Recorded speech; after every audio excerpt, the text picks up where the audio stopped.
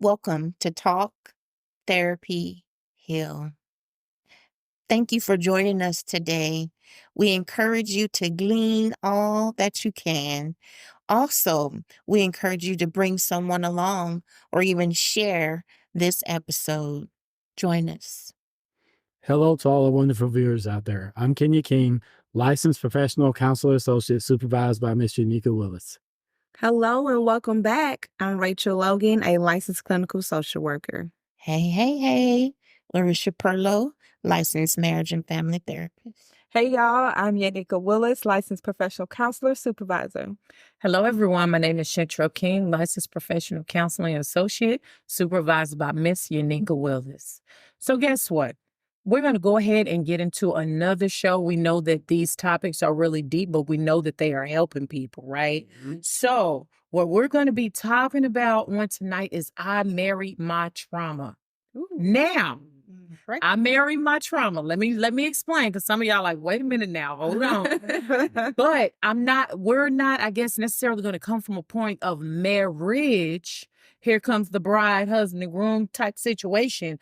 What that may look like for you is you got into a relationship with someone because you went on a date, for example, and you found out that both of you all have abandonment issues. Mm. You found out that both of you all have trauma from your past that look just alike. So guess what? You know what I've been through, even though I didn't necessarily tell you, you've been through something similar. So that must mean we are in love. That must mean that God put us together. That must mean that we were meant and created for each other as husband and wife. Mm-hmm. But the possibility could be that neither one of you have worked on your trauma. Mm-hmm. Oh, and you have thus trauma bonded. Trauma bond. You're bonding because of your trauma. So subconsciously, I guess some theories suggest that our subconscious mind trying to resolve old wounds is really what trauma bonding is.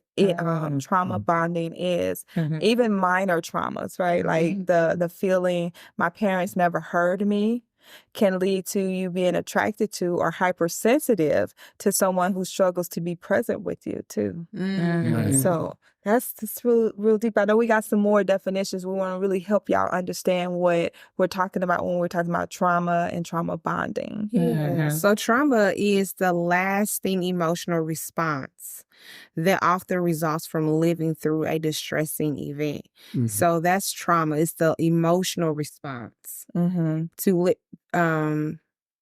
resulting from living through a distressing event. And so it makes me think about a person who gets married because maybe you grew up in a single parent household.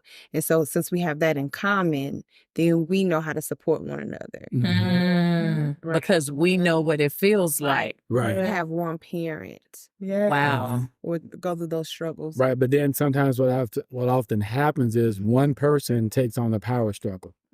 So you both were in an abusive household and you feel obligated to one another, but eventually one person starts to take more power over that other individual and they test the waters by taking that power away from you to make you submit to them. Ooh. So it can be done the same way in abusive relationships. Maybe she was in an abusive relationship, I'm in an abusive relationship. We get together, we get married maybe, or maybe we're dating. And so I figure, well, we both been abused. She don't want to lose me. I could potentially lose her, but I ain't worried about that. I'm just going to start treating her like dirt because she's always going to be stuck to me because she doesn't want to feel what it's like to leave being abused. Ooh, so that brings me to this first talking point about trauma bonding.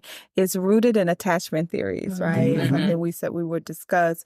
It reflects how unresolved traumas can draw individuals together, shaping their joint identity. You don't know where one starts and one ends. Wow. Because you have come together because of this trauma. Right. Wow.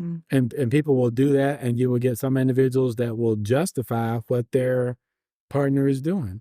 Oh yeah, he hit me, but I know he loves me. And they just keep falling in that same pattern or trying to just cover for him. Like, he didn't mean it. He said it'll never happen again. It's that same thing over and over again because they are taking the abuse, they shouldn't be taking that, but then they don't want to lose that individual, so they side with that person. And that's one of the barriers or challenges that one might face when dealing with trauma bonding is difficulty distinguishing between genuine love and a trauma bond. Wow. You don't know if this is love or not. And we find that when people suffer from different types of attachments or different things that have happened to them, they didn't have a secure attachment growing up. They don't have the right definition, if you will, of what love really is. So it's whatever is presented to me. He said he loved me, but then he hits me. Well, I seen my daddy, or I seen grandpa do it to my grandma, or whoever I watched it happen. I seen it, so that must be what love is. Absolutely. Kim, go ahead. Go Yeah, ahead. What I you was gonna just say? gonna share with the folks out there. Yes, and you might answer the question that I So was going to say. there are 4 types generally of attachment. There's anxious attachment, avoidant attachment, disorganized attachment, and secure attachment. And throughout this process, we'll be talking about many of them, I would say. But I just want to start with anxious attachment. And I want to read something into y'all's hearing and y'all listen to. It says, adults with an anxious attachment style tend to have a negative self-view. But a positive view of others. This means that they may view their partner as their literal better half, because someone with this attachment style deems themselves to be less worthy of love in comparison to other people. The thought of living without their partner or being alone in general causes high levels of anxiety. In other words, they deeply fear abandonment. So I put up with it because I don't want you to leave me like someone else did in my past. To not. Yeah, I feel like, yes, you're right on track with that, and I feel like it's attached, or it goes deeper with that parent-child relationship, right? So either my daddy left or my mama left, and I didn't get that proper secure attachment as I was growing up to be shown that people. The healthy part, I guess, people coming and going in your life because they left and never came back. And so because nobody ever explained to you what that meant, now you become anxious about people leaving. Are you coming back? It's kind of like the kid who, if the mom leaves and goes to the store, runs an errand, the kid has a complete meltdown because they don't know how to deal with the mom leaving, even though they're coming back. They don't, in their mind, they can't process that mom is coming back. In their mind, you're leaving. And so I think that's where we have to create that level of security for the child to reassure them that I'm here, I'm going to leave, but I will come back. It makes me think about in relationships, if I text you and you don't text me back. Ooh, wow. Yes. Right? Yes. Oh man, maybe he's something to somebody else. Oh man, maybe she out here doing something. You know what I mean? Like you it's anxious, it's anxiety that there's soon going to be abandonment. Right. And not just in intimate relationships either, in friendships. In friendships. I call her and it's been 24 hours or it's been 2 hours, she ain't called me back. Or I posted something, then comment. They didn't like it. Yeah. But you like that person, you commented on that post, but you didn't comment on mine. Right. That's an anxious attachment. Right. Yes. So that anxious attachment, that person becomes clingy, they become demanding, they're definitely preoccupied with the relationship, and they're desperate. Wow. Desperate. And then a person that they will normally try to attach themselves to may be that individual that has that narcissistic personality disorder. That person that needs all that admiration. They got to be the loud one. They get all the attention and things of that nature. But then when something goes wrong, they quick to throw blame on you, on the things that you did, and not the things that that individual did. And so it's just funny how these individuals, how they gravitate to one another. And it's almost like this individual has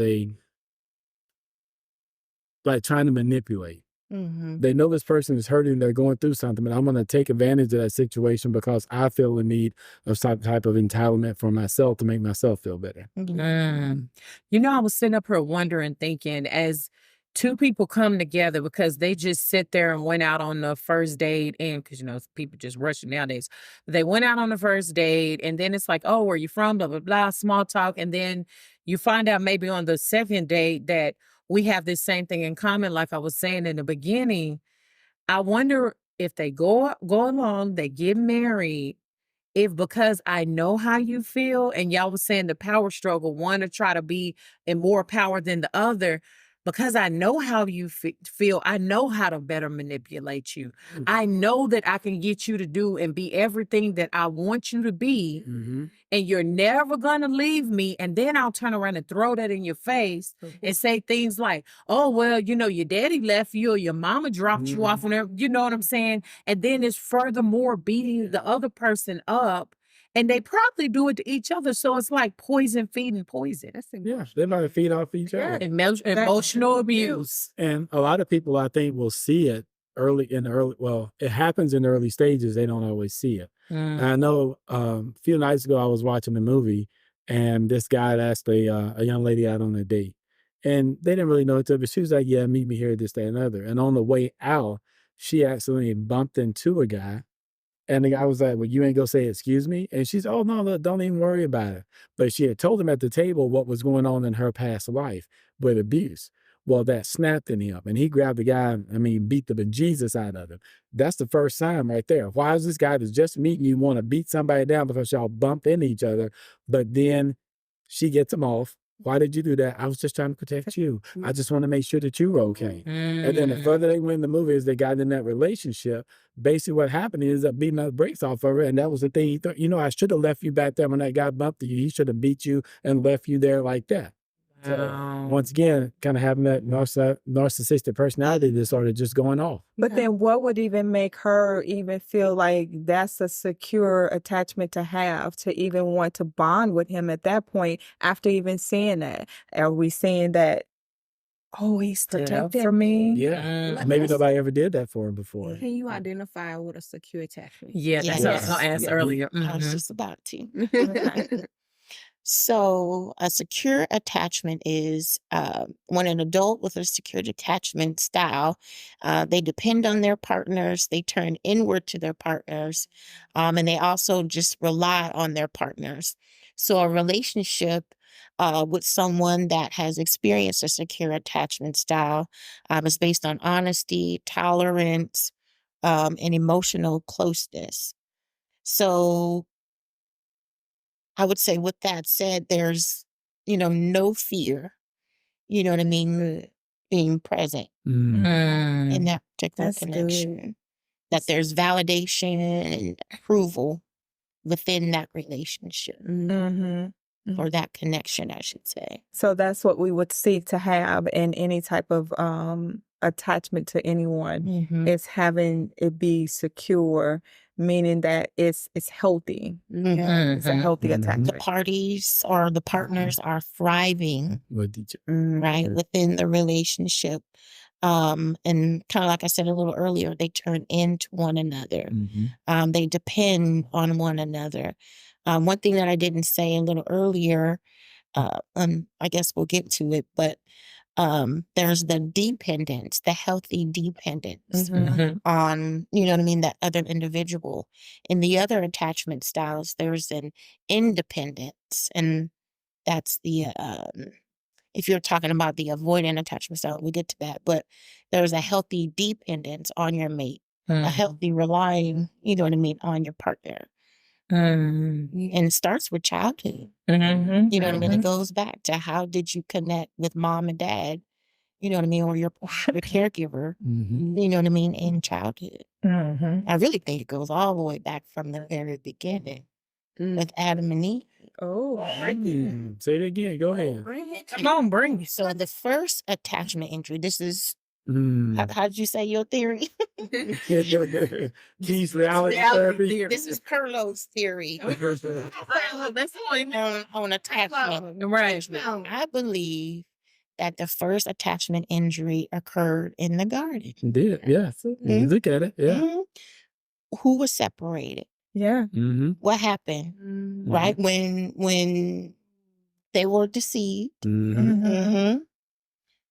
They hid, Mhm. shame, Oh, yes. right? Mhm. Like God said, where you at? She told me to eat the apple. Mm-hmm. Her fault. God knew where they were. Mhm. Mm-hmm. First attachment injury. And then what in happened the later garden. on? Cain and Abel. Mm-hmm. Another one. Mhm. Right. Wow. We can see Brothers. this. Mm. Oh, Mhm. my God. Mm-hmm. Mm. Yeah. For those theory. Your theory. I like Those it. You theory. better come. I'm Come just on saying. with it. You know, the thing that gets me is when you have a couple that bonds over their trauma because of their trauma, not necessarily to the point where, you know what, we both need to go to therapy. Mm. We both need to do it, because what happens is, oh my gosh, I'm trying to think of what, I don't have my phone on me, but the meme. It was this meme I read on Facebook. I laughed so hard, but it pretty much was speaking about how a lot of times in a relationship or in a marriage that the couple will not go to therapy because my spouse can be my therapist.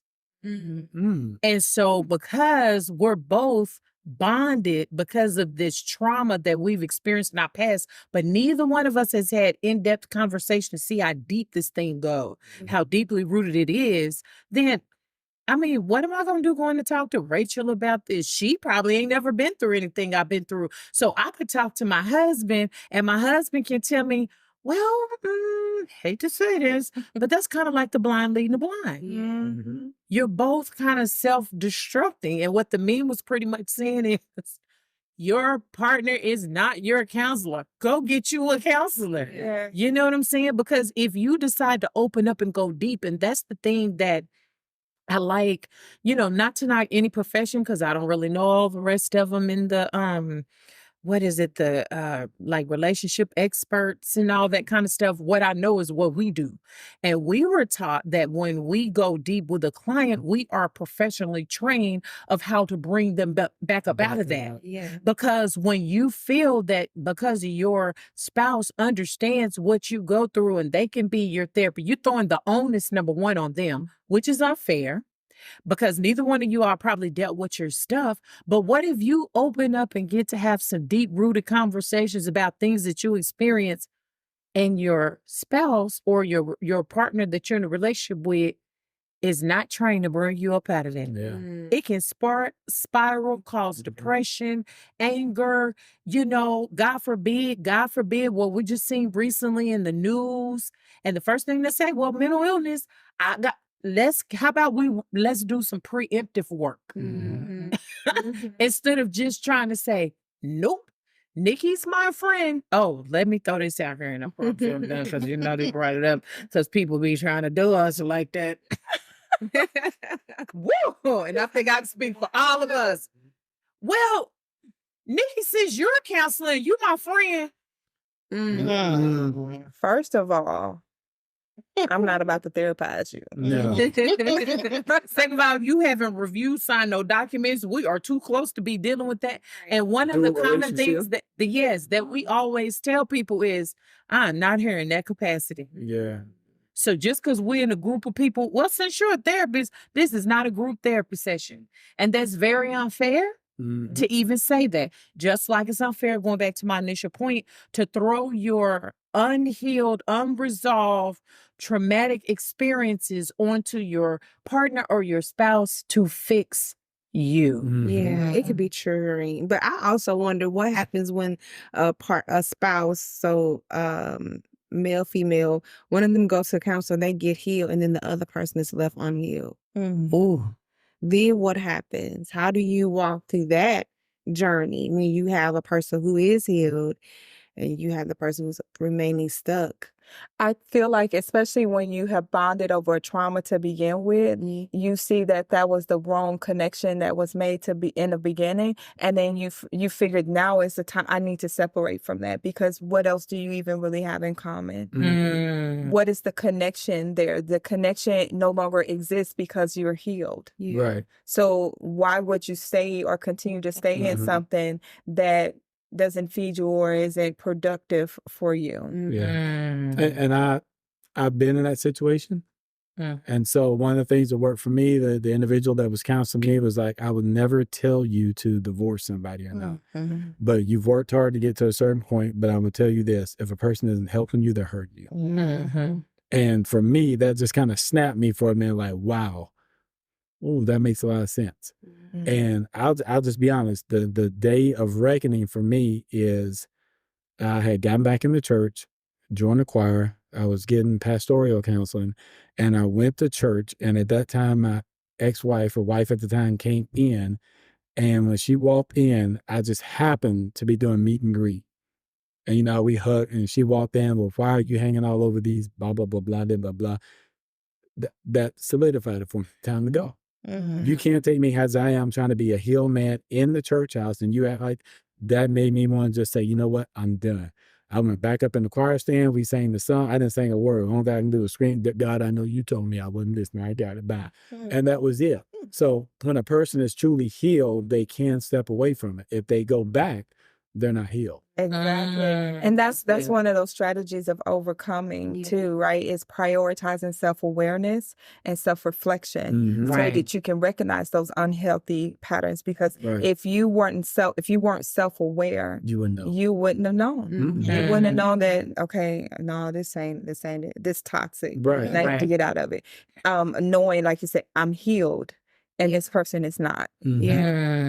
So I encourage couples, if you recognize that that's happening, there is still hope for the other person, for you to wait, right? And ask God to give you grace for your spouse and encourage your spouse to go to counseling because there is hope. But at the same time, like make sure that you're maintaining yourself and you're looking at yourself. You have self-awareness as well. But yeah, that's another, and it is hard. That denial and lack of awareness of the trauma bond makes it also difficult to address. Like you don't even know that it is, or that you did bond off of a traumatic experience. We just met and we fell in love. No, y'all had something in common. We got so much alike. Yes, you got so much alike, but it's not based on. He understands me. It's Nobody ever listened to me about my situation, but he knows. He understands. We relate. We got that in common. And then you go and procreate. You said that's all. Then you go and procreate. And the cycle continues. Yes. Because you're both unhealed. And then you say, well, we have a child together. So guess what? I don't have to focus on our bonded trauma. Now we're going to focus on this child. And then when the child grow up and get, as they say, terrible twos and all that, and toddler and all that, then we forget about the child. Now the child traumatized. It's funny because I remember Bishop at church, he was preaching, or he was teaching on, he was talking about dysfunction in the family. And he was like, he always liked to use these real crazy names, y'all. I'll be like, where does this man get these names from?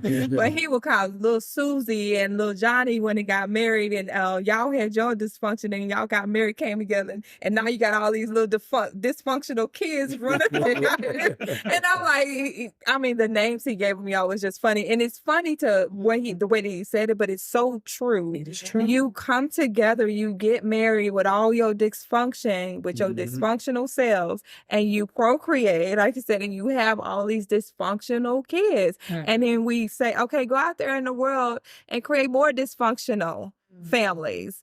And I know that's not essentially what we would want, but that's what we're saying when we're sending our children out there, because we won't deal with our stuff. Right? We won't acknowledge that we have traumas and that we're connecting to people based upon a trauma. And I know we're talking like more so relationship, intimate relationships, but that we see it in friendships. You relate to somebody. Work relationships.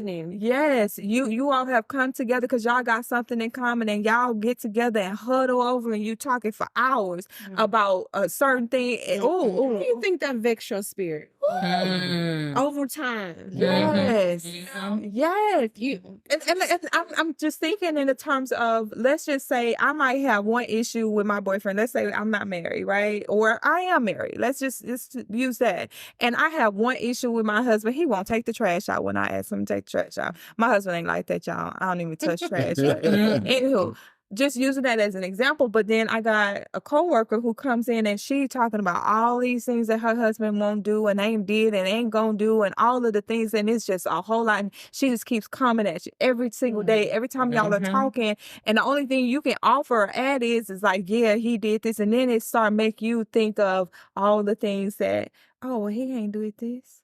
And he ain't did that. So now, so you can have something to relate to her. It's not that it's made up, but it kind of is made up issues within your marriage. And then you take that stuff home and he like, what's wrong with you? What happened to you? You were fine. We were good. Yes. Trauma bonding. Yeah, You know this- what? You're trauma bonded and you brought that mess home. right. And that is something that's very real. And we can be honest and say we probably experienced a little bit of that because we used to fight about everybody else but us. Yes. Yes. We used to hang out with friends, barbecues and stuff. This person ain't getting along with baby, so and so, blah, blah. But why are you taking it? Well, I'm not taking the side. I'm just saying. And they see we at it. Yep. And then he like, whoa, you think what you're doing is random? Like, no, I don't think what you're doing it. And mind you, we would argue for 2 or 3 days. Wow. Just over somebody else's stuff. Yeah. And then what happens is we be riding to work or whatever, and then we just be quiet. We like, wait a minute. Why are we arguing over that stuff? That ain't even got nothing to do with us. And so it's almost like we just leave that thing there. Transference or something. It Really, is yeah. transference. It is Yes. transference. Yes. And again, that's why I believe we have to be so careful, because it's a difference when you're having a conversation with somebody and they're like going through and they ask you, because I've had conversations with friends be like, okay, so girl, this was going on, blah, blah, blah, blah. Okay, is he tripping or am I tripping? Right. Right. But see, when you ask questions like that, you're open to, especially if you're surrounded. So hopefully this is helping somebody. You're surrounded in your circle by people that you could be vulnerable with, you trust, and you know that they're going to tell you the truth because they want to see our marriage work. Yeah. And I've had a friend say, look, I don't know where you think you're going or what you're doing. Girl, you are tripping. Go over there and be big mad. Take your 5 or 10 minutes, get yourself together, and go home and get it right with your husband. I'm like, girl, you my friend. I'm your friend. Because we're so Exactly. you're my friend. But the reality is this: a lot of people don't want to have friendships like that because we don't want nobody holding us accountable. Yeah. That's why a lot of marriages struggle. That's why a lot of relationships struggle. Because then when you tell me the truth, even though I said, keep it 100 for me, girl, keep it a buck, and you telling me the truth, and I'm like, no disrespect when I say this, y'all, but I'm just keeping it real. This just call me out my name. Now I'm mad at you. Yeah. Because guess what? Somebody else always got to be the problem. Right. It's never me. Right. And people have to understand when someone is trying to help you, especially in this situation, you got to open up your mind and see the bigger picture down the road where it could potentially lead. Problem is they are so caught up in that individual. They're so bonded to them.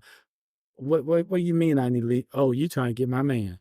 Then they try to flip it back on you. And it makes it harder when that person is really trying to pull you up out of that deep, dark situation.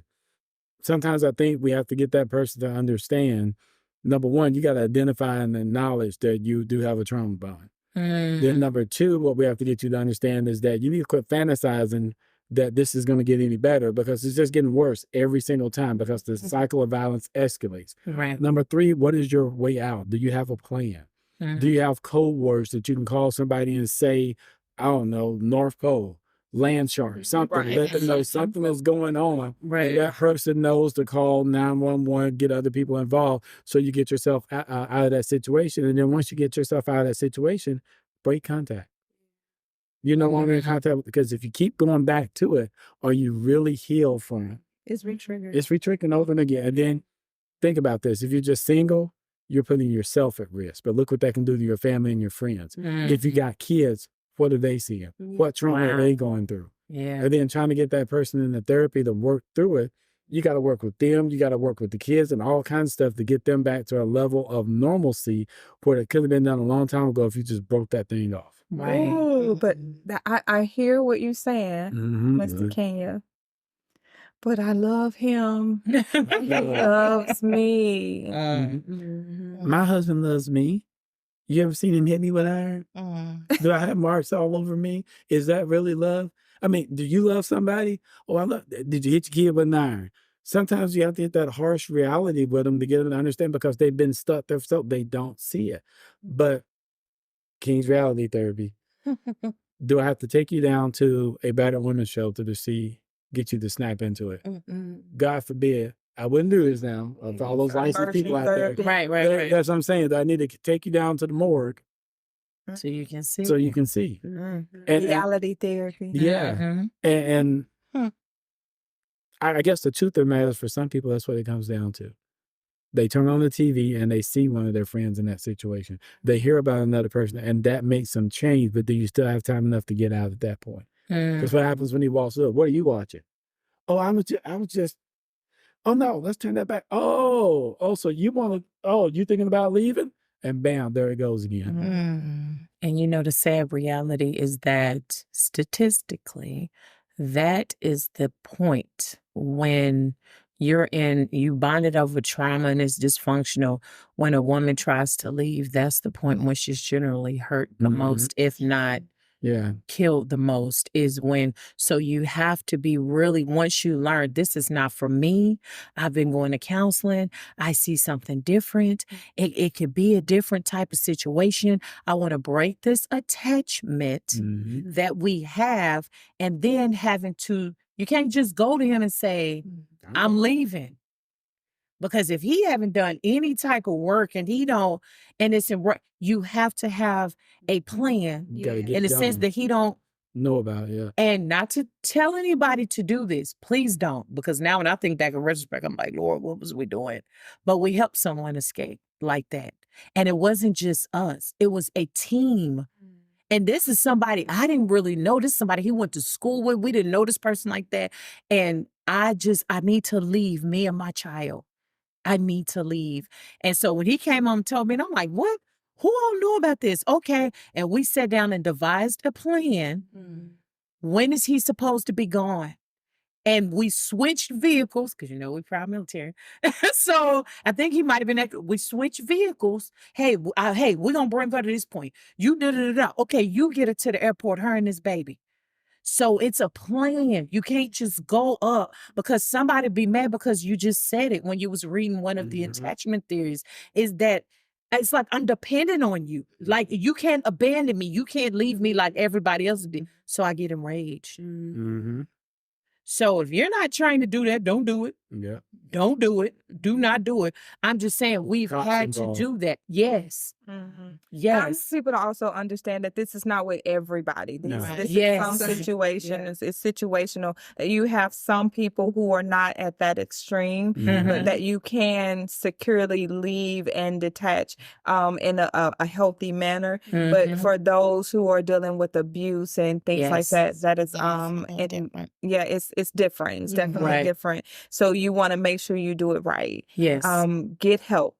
Seek help if you're looking to leave and you're in a very abusive relationship. So, you have another attachment? Yeah. I mean, theory, I'm sorry. I was just gonna share that. So we talked about anxious attachment as well as the secure attachment. The two remaining ones are avoidant and disorganized. Okay. And so for avoidant, it's the opposite of anxious. And so it simply states people with avoidant attachment style tend to have positive self-view, anxious, negative self-view. And then they have a negative view of others. Consequently, they prefer to foster a high sense of independence, right? Meaning they don't rely on anybody. They're all self-sufficient, right? And it goes on to say, someone with avoidant attachment style tends to believe that they don't have to be in a relationship to feel complete.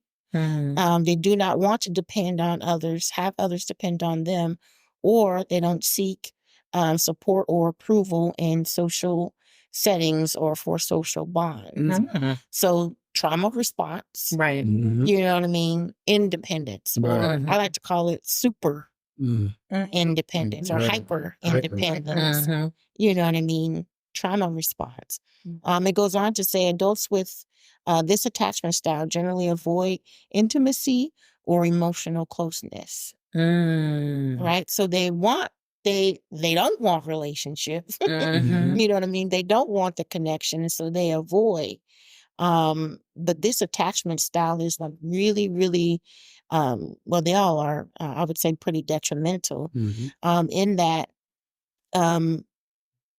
you can disassociate. Wow. You know That's what I mean? dangerous. It is. You I disassociate. I wanted to ask you a question about Yeah. avoiding. How does one develop that type of attachment style? It comes from how they connected with their parents, their primary caregiver. So let's just say, I think there were some experiments done some time ago on where they put a baby in a room and mom, or the primary caregiver leaves the room as well. So baby's in there, baby's playing. In a secure attachment, the mom would come in, baby would latch on to the mom. In this avoidant one, mom wouldn't come back. Right? Or if mom did come back, mom didn't really interact.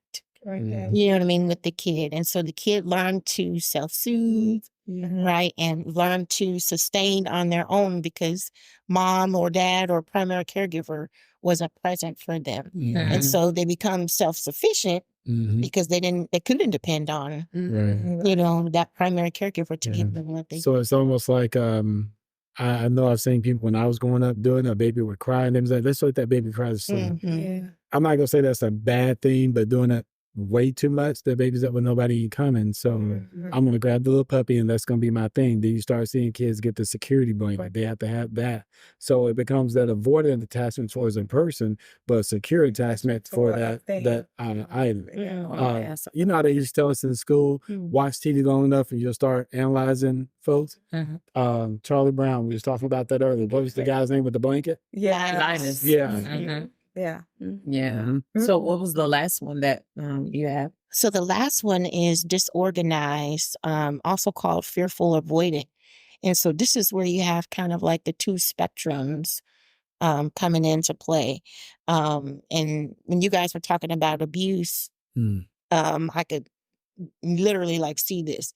So this particular attachment style, one partner is the source of comfort and also the source of like threats and fear. Right? And so it's disorganized because they don't know when, you know what I mean, they're going to get which one? Which person? Yeah. So it becomes disorganized. And so that individual, so the text goes on to say, people with disorganized attachment style tend to vacillate between the traits of both anxious and avoidant attachment, depending on the mood and the circumstances. And for this reason, with this attachment style, tends to show confusing or ambiguous behaviors. So they love them and or not want to be with, you know what I mean, the person simply because the connection is secure, unsecure, you know what I mean? The threat, safety, comfort. So where would we find that at? I know it happens in relationships, but where would we see that at and growing up? I guess growing up, okay, I just answered my own question.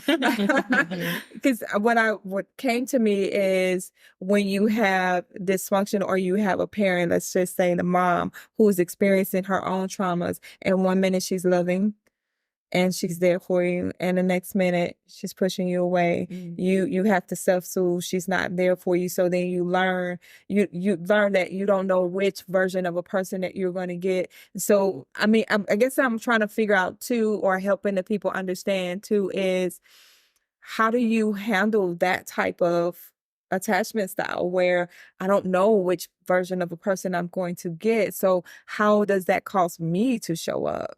If I could start with the me, it would be more focused on that emotional regulation. So as a kid, it's difficult, you know what I mean, to do that.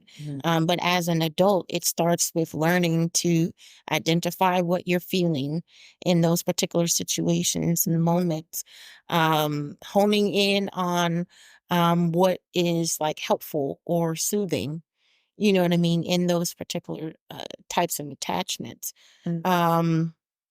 Because in this particular attachment style, the emotions are like so intense that again, the person can become disassociated.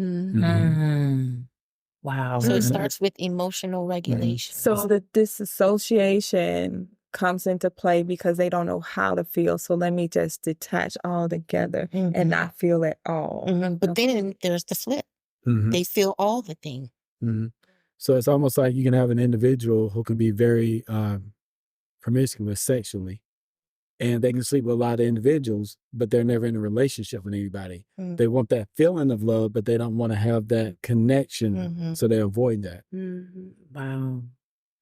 Ooh, so I guess what for the listeners that are listening, not to try to self-diagnose yourself, but you broke down 4 different types of styles, being realistic with yourself, like, ooh, which one of these is me? Yeah.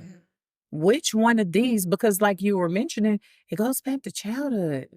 So understanding what your attachment style was. And then not that you're necessarily trying to, because my hopes would be if an individual was, you're listening to this show, you determine that is so me. When that lady was reading, the MFT lady, because I ain't gonna remember your name. When she was reading, that was so me. Okay, what do I do? So it would be the hopes that when you go to therapy, you go see a counselor, that these would be the type of things. Listen, I know they said something about some attachment stuff and some styles, and it may be too much work. You might have to listen to this 3 or 4 times, and that is okay. You may have to take notes on it.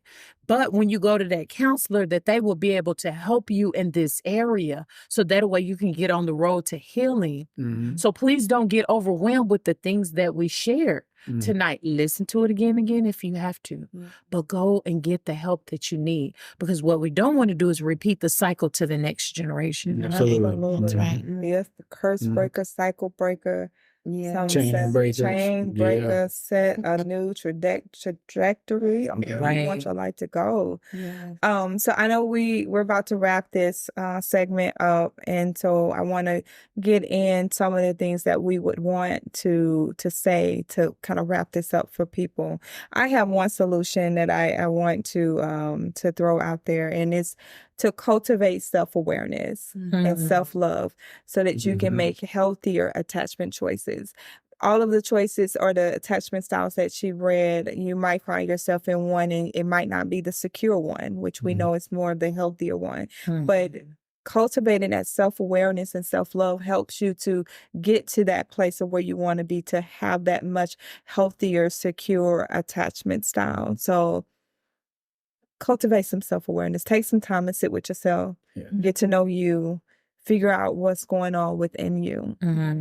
Yeah.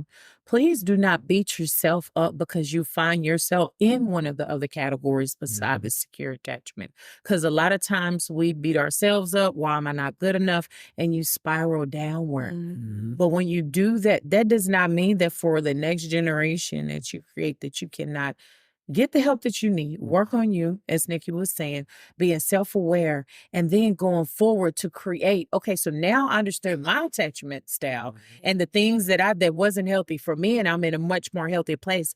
Help me to learn about how to create a secure attachment. That's it. So please keep that in mind. Yeah. I would just say desire to have secure attachments with all of those that are around you. And if you have to go back and deal with the childhood trauma or the whatever, avoidant, anxious, disorganized attachment with your primary caregivers, do that work because it's worth it. And you actually deserve to have secure relationships. That's good. Yeah. Once again, I think kind of capitalizing off what everybody said, recognizing what's there, identifying that problem, getting the professional help that you need, and work towards your goals. Yes. Wow. Yeah. I'll just say, kind of like everybody's been saying, these are just styles, Yeah. right? That's So good. we know that styles change, Right. right? And so this can change. You Yes. can have a secure attachment. Yes. So we thank you all for joining us on this segment where we were talking about or discussing trauma bonding, the topic being I married my trauma. I know you're like, "Ooh, what was that?" So I hope we helped you to understand. I have a better understanding of what that means, and that it pricked something in you and touched something in your spirit that makes you that resonated with you, that makes you want to go out and get the proper help that you need. We will try to put down in the section a link so that you can take a quiz to find out which style you are. Of course, there's always information readily available for you all. If you do find yourself in an abusive relationship and you need help getting out, we will put that information in the comment section as well, in a descriptive section as well, so that you'll have something that you can utilize to get that proper help. So we thank you all for joining us here at Talk Therapy Heal. We hope to see you back in our next episode. But before you go, don't forget to hit that like button, subscribe if you haven't already, hit that notification bell, and share, you all, because this was really deep, this was really heavy, and we want to make sure that we're helping our fellow people. We want to make sure that we're helping one another, because we all, like they said, deserve to have a secure attachment. Yes. Thank you. Thank you. Bye.